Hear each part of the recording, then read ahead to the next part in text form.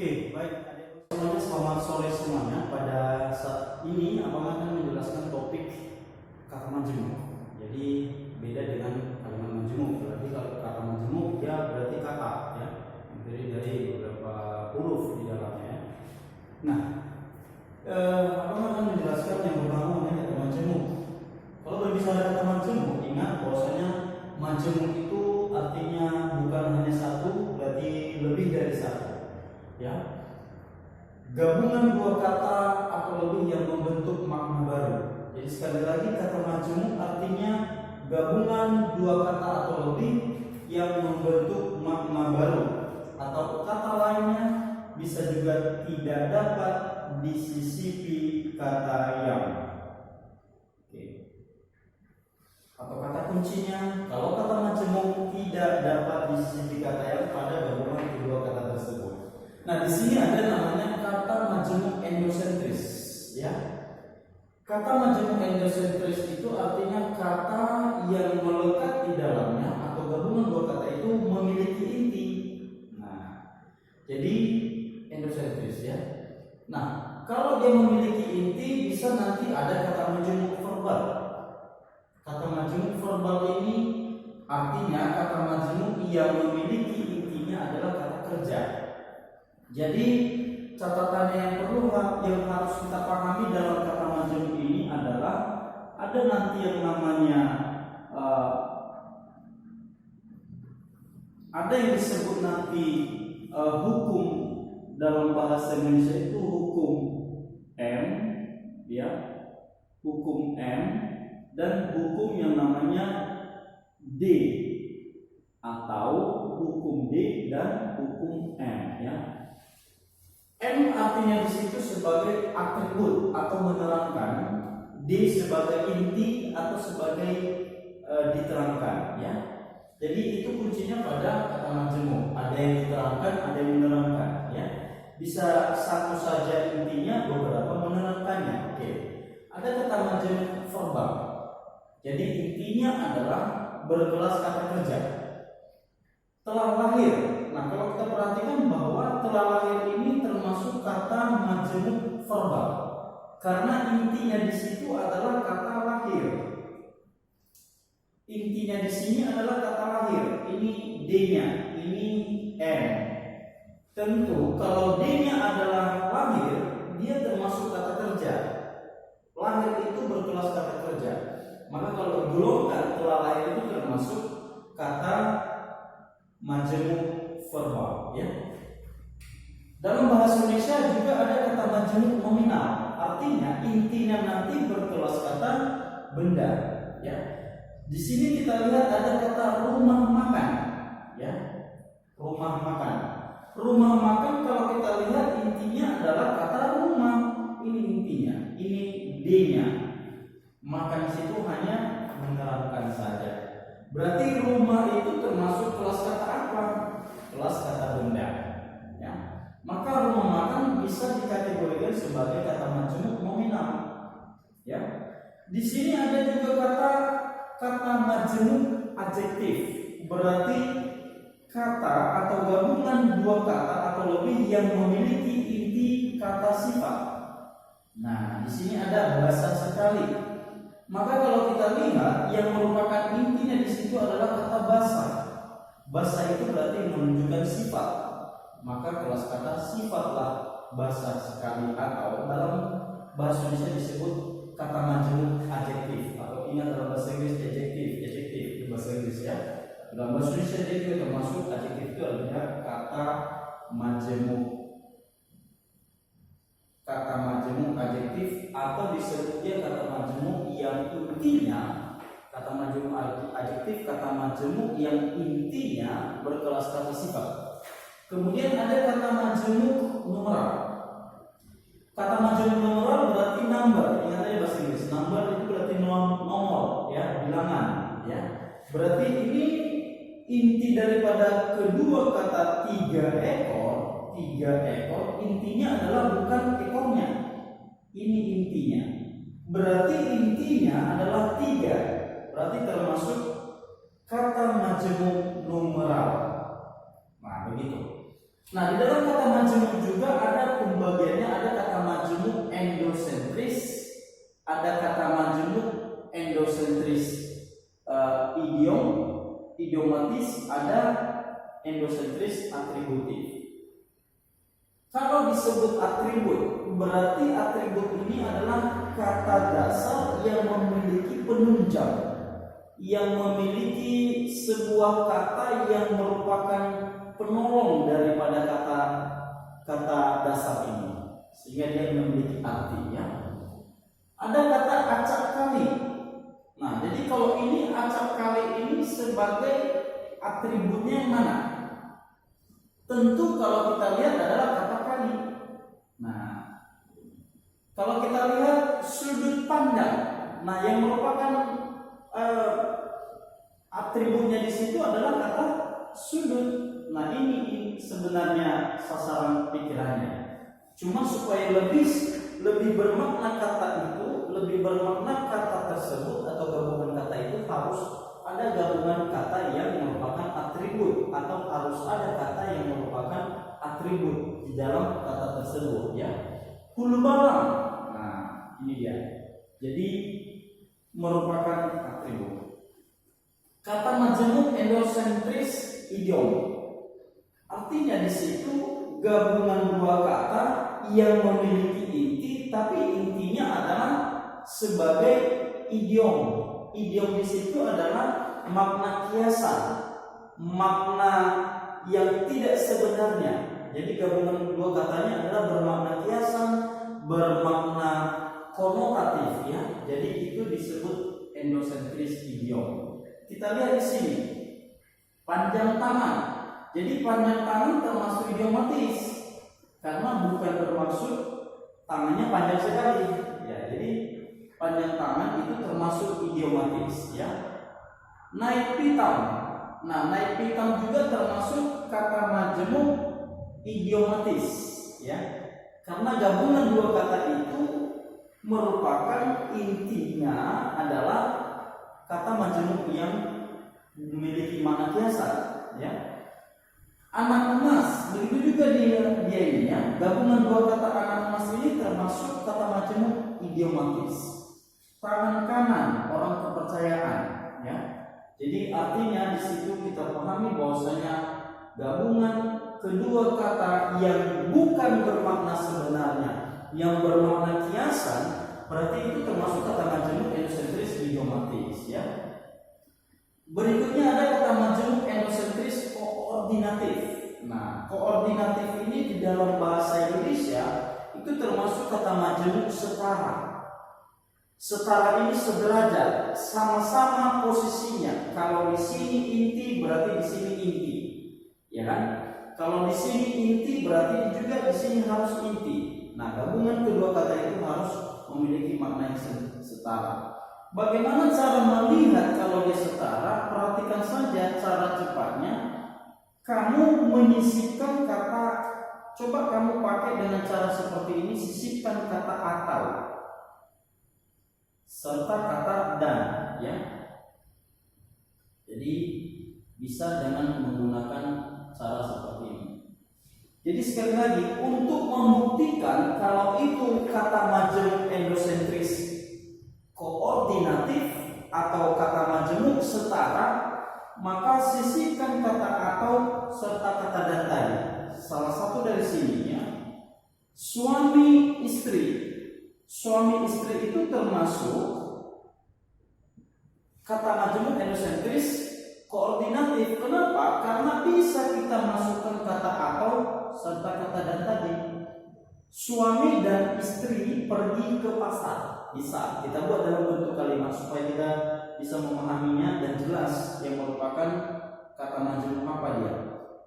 Suami, kata apa dia? Suami dan istri pergi ke pasar. Bisa. Kalau tidak masalah ketika kita menggabungkan atau kita menggunakan atau menyisipkan kata ini pada kedua gabungan kata itu, maka itu termasuk kata majemuk endosentris koordinatif. Artinya setara. Berarti ini adalah inti,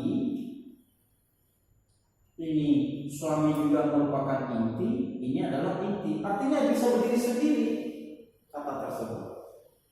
Adik kakak sama.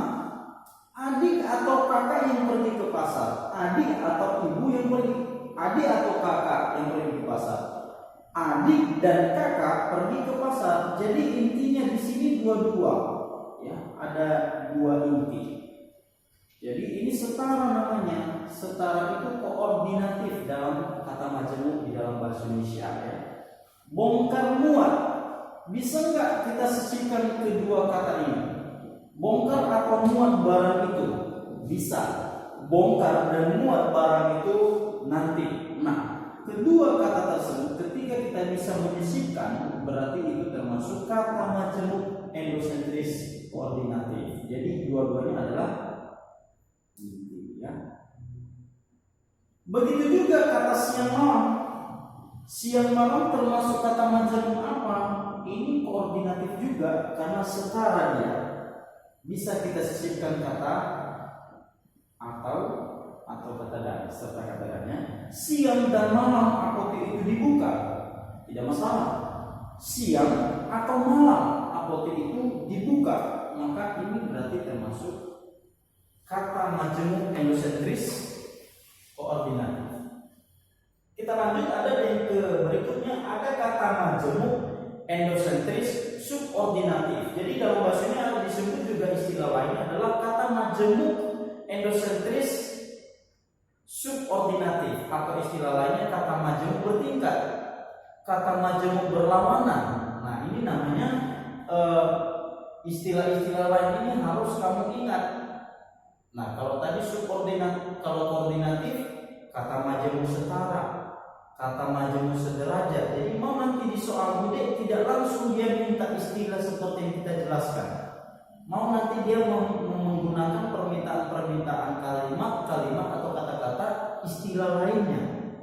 Jadi ada kata majemuk koordinatif, berarti kata majemuk yang memiliki kedua-duanya adalah inti. Berarti setara, sederajat. Kalau kata majemuk endosentris subordinatif, berarti gabungan dua kata itu bertingkat atau salah satunya ada intinya, gitu. Ada inti dalam kedua gabungan kata itu, makanya disebut bertingkat atau berlawanan. Ada satu mungkin D, ada satu juga M, atau D M atau M D. Jadi itu namanya kata majemuk subordinatif, ya. Kita buat contoh. Rumah makan. Ada rumah makan, ada kereta api, ada pintu masuk, bukan pinta, ya.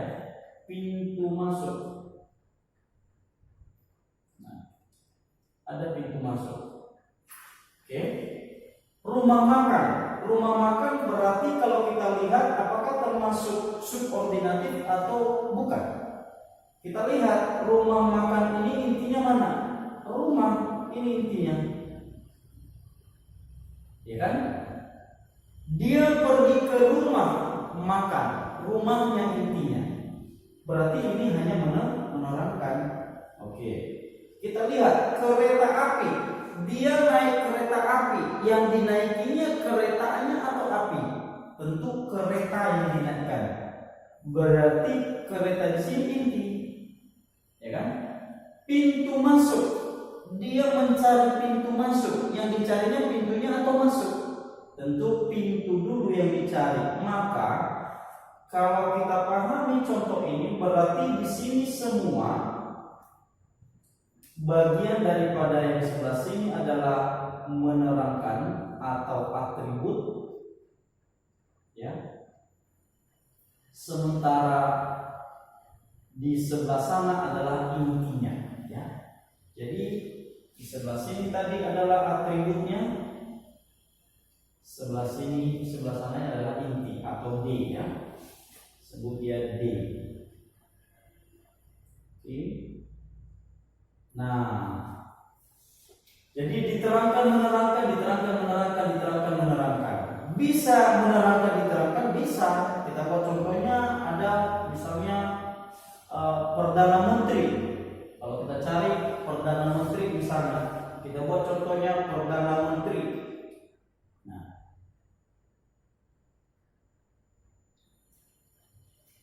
Perdana Menteri itu termasuk contoh apa? Apakah termasuk contoh kata majemuk endosentris subordinatif atau koordinatif?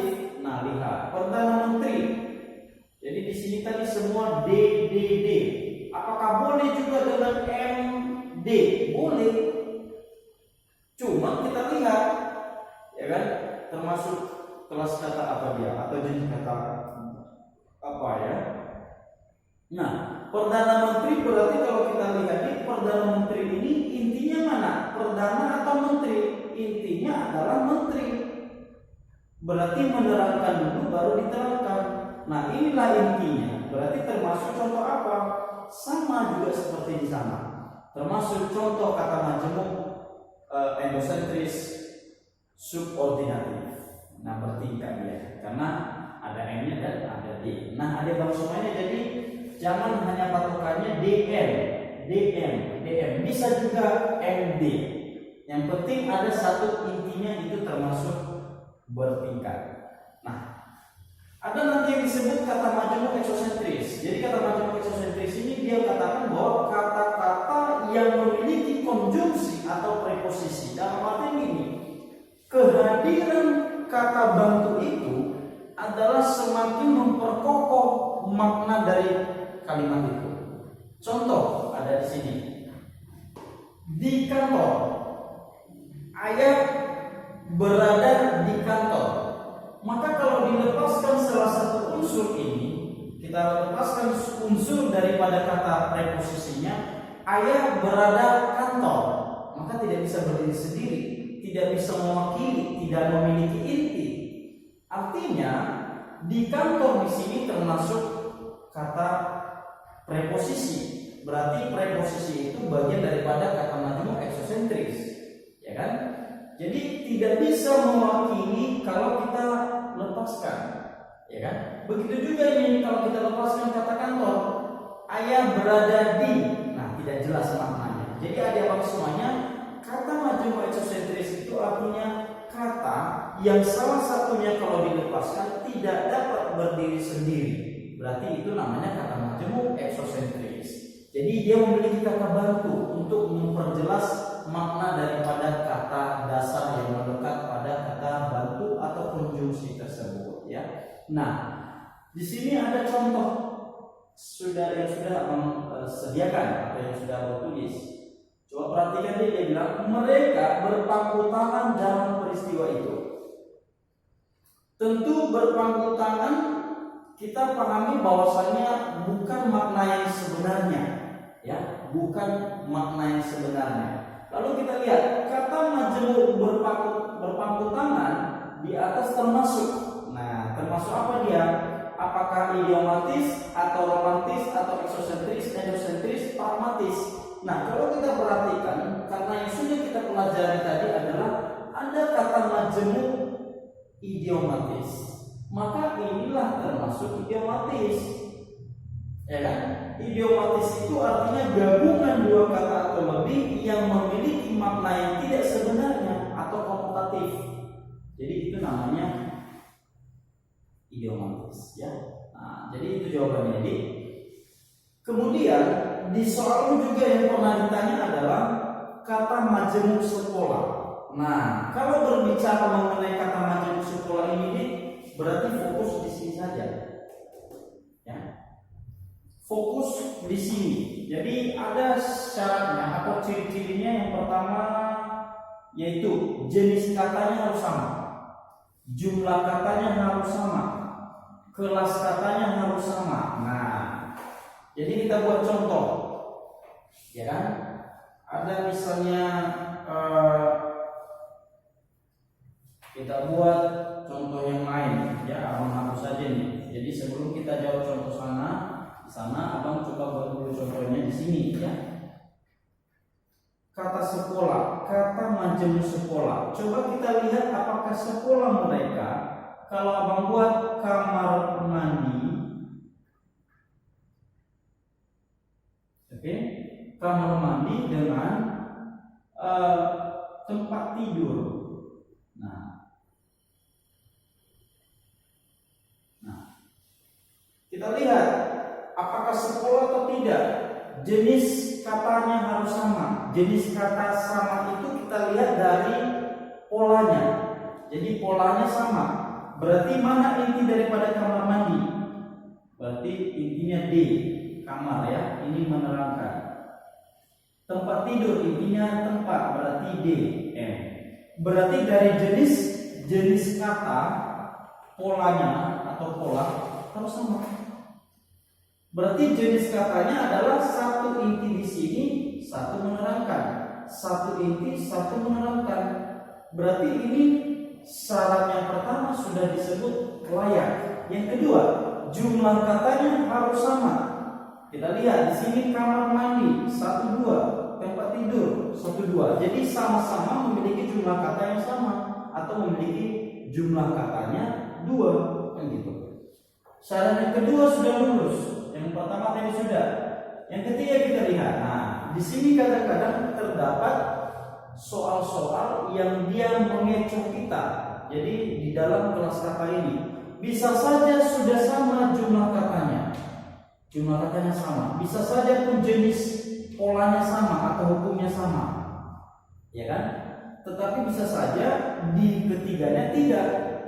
Nah, berarti itu tidak sekolah. Jadi harus tiga-tiganya wajib sama ya. Kita lihat kamar berkelas kata benda, mandi kata kerja, tempat kata benda, tidur kata kerja. Maka kalimat ini, maka kata ini gabungan kata kamar mandi dengan tempat tidur itu namanya sekolah. Karena sudah kita lihat dari contoh tadi penjelasannya ya. Maka dia membeli tusuk gigi. Kata tusuk gigi sekolah dengan kata di bawah ini. Nah, yang sekolah dengan kata tusuk gigi tadi sudah membuat contohnya di sini ya. Berarti kalau kita perhatikan nih, sekolah itu berarti yang sama dari jenis katanya atau hukumnya sama ya. Hukumnya sama, polanya sama, ya. Nah, berarti kalau kita lihat di sini tadi saya buat ini pola ya, polanya harus sama. Berarti kita lihat tusuk gigi sekolah dengan apakah sepak bola, apakah sekolah dengan tanah warga, ikat pinggang, sendok makan, rumah makan. Nah, berarti kita cek satu persatu. Sepak bola intinya apa? Intinya adalah bola. Ya, ini hanya menerangkan. Tanah warga berarti intinya tanah, ini menerangkan. Ikat pinggang ini intinya ini menerangkan. Sendok makan ini intinya ini menerangkan. Rumah makan ini intinya berarti ini. Nah, kita lihat tusuk gigi intinya tusuk ini hanya menerangkan. Berarti kalau kita pahami bahwasanya sudah pasti yang A ini tidak termasuk jawabannya. Nah, pendekatannya lagi kita lihat tusuk berkelas kata apa? Tusuk itu kata kerja. Tanah kata benda, sudah pasti A tadi tidak, B juga tidak. Kita lihat D, ikat, berarti memungkinkan ya. Sendok kata benda berarti tidak. Rumah kata benda berarti bukan juga. Nah, kalau kita lihat di sini berarti sudah ada kemungkinan bahwasanya jawabannya itu di C, karena di sini tidak ada yang sama. Maka jawabannya itu benar, yaitu bagian C. Nah, ada semuanya demikian contoh ya, demikian contoh yang sudah saya kasih. Berarti apa yang juga ketika kamu menghadapi tes nanti pada tes sesungguhnya atau sebenarnya, jika ada permintaan soal seperti itu, maka bisa kamu taklukkan karena sudah kamu pahami apa itu kata majemuk. Jadi itu saja penyampaian abang sore hari ini. Abang sapa kembali, tetap semangat dan selamat sore. Terima kasih.